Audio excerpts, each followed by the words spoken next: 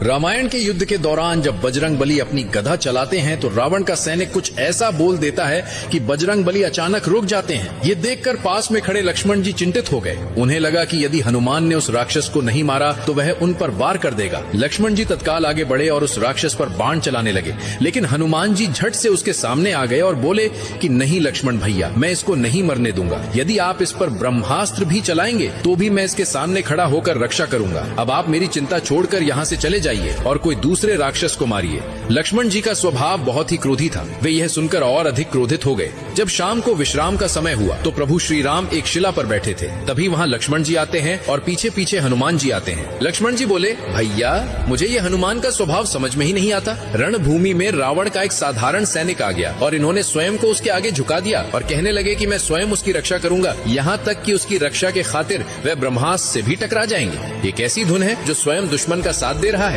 राम जी मुस्कुराए और हनुमान से पूछने लगे, हनुमान क्या हुआ तुम्हारे बल बुद्धि को? रण में अपने दुश्मन को क्यों क्षमा कर दिया? तब हनुमान जी निडरता से बोले, प्रभु जब मैंने उस पर प्रहार किया तब उसके मुख से भयवश हे राम निकल पड़ा। राम नाम सुनकर तो मैं स्वयं को भी भूल जाता हूँ, फिर चाहे कोई शत्रु ही क्यों ना हो।